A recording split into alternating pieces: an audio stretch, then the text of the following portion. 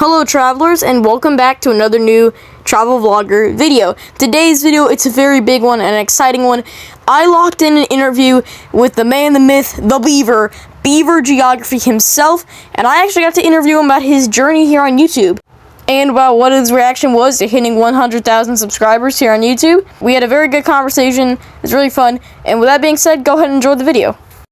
Okay, so the first question I kind of want to ask you is, I really think the most important question for really any YouTuber is, why did you become a YouTuber in the first place? Well, originally it came from, I grew up playing, like, Minecraft all the time. That was my favorite game. I played it with my siblings, did all that type of stuff, and so we grew up, like, watching Minecraft YouTube. Sky Does Minecraft and stuff was always our stuff we would watch as, like, 10-year-olds and stuff like that, 9-10-year-olds. That's what I grew up on, is in games on my computer and watching people do that. So then it comes from probably the same place as most other people, where it's like, okay, you watch that type of person, so that's the type of stuff you want to do, you want to try it out.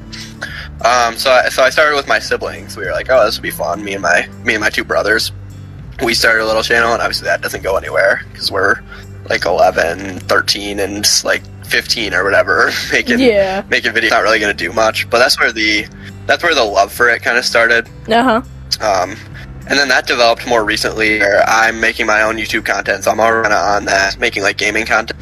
And my interest has always been in geography fully, like for as long as I can remember. We'd always travel and stuff, and so my interest was like roads and geography. I'd always know where we were, and I know all of it really well, and my parents like could tell like from a young age, like this is the type of stuff like I'm really good at it, and it would catch on.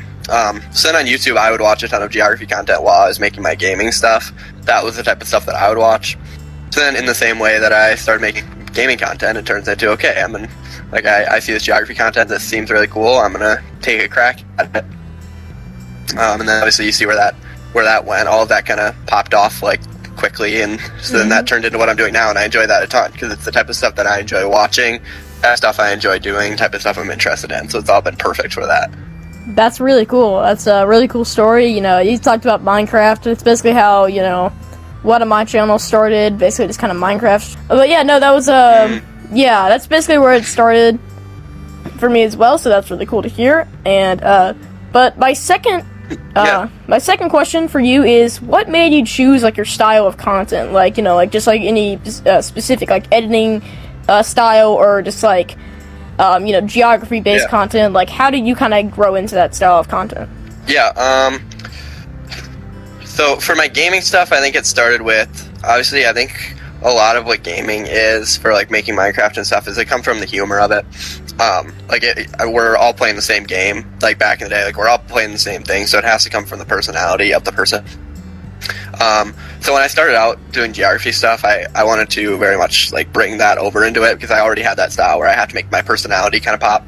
So you can tell for my first like few videos, for sure I kind of try and let that show. Like I have some funny little tidbit to go along with whatever I'm talking about, where I try to educate you on topics I'm interested in.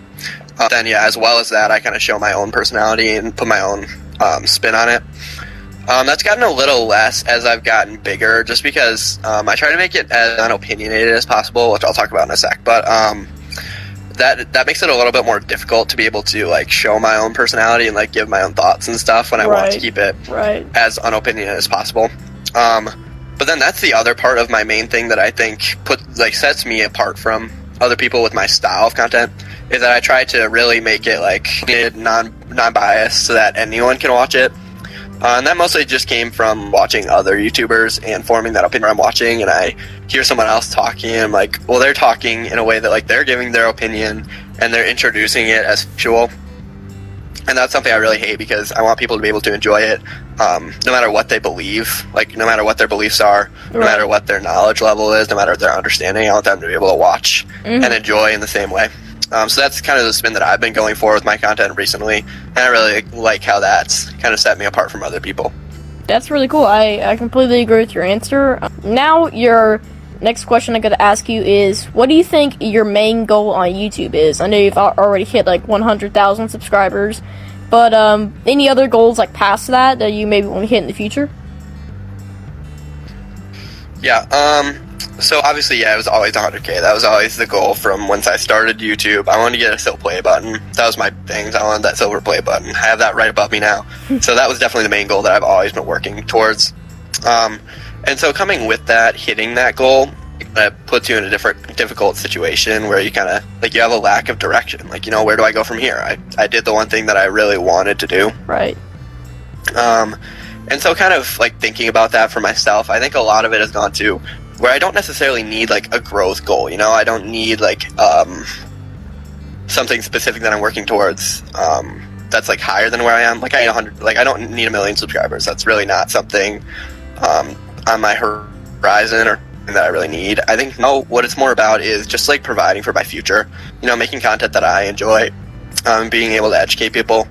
But for a goal for myself, it's providing certain amounts of, like, revenue that, like, I'll be able to buy a house in a few years, like, just off of YouTube, and that's, like, an insane thing to think about. That's really cool. Like, that kind of stuff, and I think that's a lot of what keeps me going, where it's like, this is really, like, setting me up for the future in a way where I get to do something really fun that, like, I would do for no money, and suddenly, like, I keep up my growth and my views and stuff, and a lot of it's analytical, so if I keep consistent with my growth and stuff, that I'll be able to provide for my future. So that's a lot of what's been able to, like, keep me motivated on the, like, goal side of it, where, like, what I'm really going for is that. That's really cool. 100K, that's a big accomplishment. Something I don't know if I'm ever gonna have on YouTube, but I didn't think so either. But well, it's the same thing. I wouldn't have told you I would hit 100K a few years ago. So it comes nowhere once you hit the right type of stuff. So yeah. But now, our fourth question I have for you is: have you always liked to learn about, like, highways and roads and, like, also, like, geography? Like, has that always been, like, an interest of yours? Yeah. So as I said for a question a few ago, we would travel a lot as a kid. Like, I traveled absolutely everywhere. We would take road trips everywhere. And so a lot of that is you take the interstate system and you see these, like, big signs that say, like, like Omaha, 100 miles type thing. You see that? Right. And that always really interested me. And I would have, like, atlases where I would look at those type of things. And it's absolutely been a specific interest for me where, like, I had a lot of what my knowledge, like, my local knowledge, I had a map, Wisconsin, a highway map, that was by my bed, and I remember every single night, like, before I go to bed, I would stare at that map for a good, like half an hour, and just, like, have one highway that I'm, like, thinking about, just, like, follow it from one side to the other. That is now I know the Wisconsin State Highways really well, and that's kind of built off of it, where I get a map of the U.S., and I can just stare at that for so long. Like, it's fun. Dude, that is literally me. So cool and interesting. Like, there's so many intricacies that go into it, so many different things. Right. And that's always, been really interesting. And I've just had a sense of direction that I think is kind of, like, specific to that, where, it's just, like, out of the womb, I just knew what I was doing. I could walk to Chicago if I needed to, type thing. So, yeah. Dude, that's really cool. When you talk about the U.S., like, map stuff, that is literally me. I literally do that, like, every single day, where I just would, like, stare at a picture of a U.S. map and just, like, think of all the different stuff about the U.S. Like, really resonated with me, because I do that plenty. So my next question for you is, like, describe your feeling of, like, hitting 100,000 subscribers. Yeah. It's definitely I don't know, it's a crazy, like, it's something where it's like, that's what you've always worked for. Like, that's what I've been going for forever. And unfortunately, what I really wanted is to have, like, a whole party where it's, like, my whole family and my girlfriend, like, all sitting by my side, watch it. I watched it at home alone. Like, there's nobody else I watched it on my TV. And so it's not that bad, because it's still an awesome moment, right? And it's not like it really, I don't know, it might have taken away from, like, the immediate, like, sense of, like, emotion that came with it, right? But I think most of the feeling is just, like, a feeling of gratitude, where it's like, it's not like this crazy thing that, like, I'm in shock about it. Like, I just, like, can sit back and I look at my play button right above my computer right now, and I just, like, I'm just for, like, how it's all happened, it just puts a smile on my face, where it's like, yeah, I did that, and it was from my hard work and, like, what I did, and people actually enjoy watching the content. Like, that's a crazy thing to be able to think about. And so it's not like this crazy, like, sense of, like, adrenaline. It's more just like a thankfulness, where it's like, yeah, I did that, and that's where I am, that's how I did it, being able to do stuff that I enjoy, getting to this milestone that I've worked, like, the last 6-7 years for. So yeah, it's just a sense of thankfulness, I would think. But my next question, what would your message to your fans be? Like, how would you say what would you say to your fans? Because I'm pretty sure they'll be watching this, but... That's a good question. I think it's the same thing that comes from the 100K. If I had to really think about it, it's just, it's a sense of gratitude. Like thank you for all of that,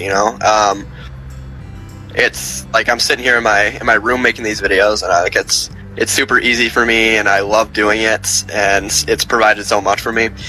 But it has to come from a thank you, and I can't say that enough times, because as I said before, like, this is provided for me. Like, this is paying for my college education, and this is setting me up for the next 5-10 years of my life, getting started at adult and stuff.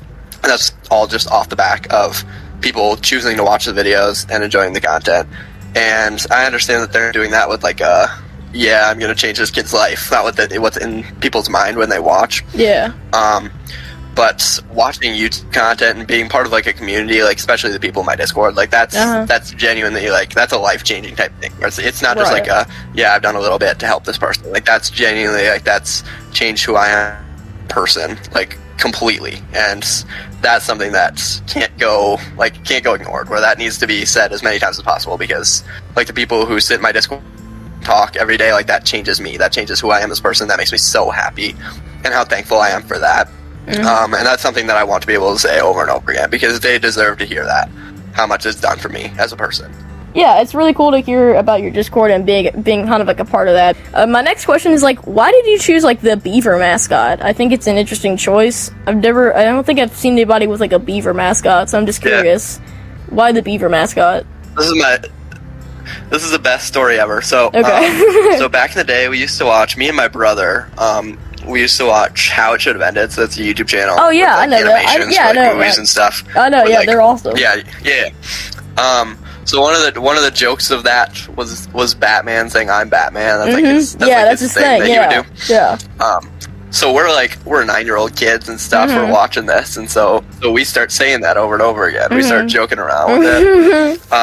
So my brother, he's 4 years older than me. He's on top of me in the hierarchy of the family. And so he's like, "You can't say that. Like I'm already Batman. You're Batman." So you can't do that. Like that's his territory. Yeah. So then I decided to stray to my favorite animal instead, which is the beaver. It was always just my favorite animal, cool animal. Yeah, it's cool. Can't hate the beaver. Yeah. So then I said, okay, so I'm Beaverman instead. Beaverman. So I started with that, and so then that just took off because I got Minecraft right about then, so then I made my Minecraft username Beaverman1. And then that's what I've just stuck with online, and it's kind of morphed into just Beaver now, just for the sake of like being a little bit more official, I guess. But yeah, that's where it came from. That's super cool. Yeah, Hishi, man. We used to watch Hishi a lot too. But that's pretty cool. That's pretty funny because we used to watch all the time. That's super cool. So I don't think I got any more questions for you. I think you kind of answered all my questions. So I think I just want to say thank you. And once again, thank you for watching, everyone, and thank you, massive shout out to Beaver Geography. Please go subscribe. He's one of the coolest people I've ever met, honestly. I just want to thank him one more time for this opportunity. This is really cool, and I really hope you enjoyed this video and learned maybe more about Beaver, and I really hope you consider subscribing if you're not already, because you will not regret it. He posts great videos every Saturday, so I recommend going to check that out. And again, thank you for watching, and consider liking and subscribing to my channel too if you want to see more travel content, if you want to see something like that. So thank you one more time to Beaver. Go ahead and shout him out in the comments, go subscribe, and also subscribe to my channel, and I'll see you guys next time.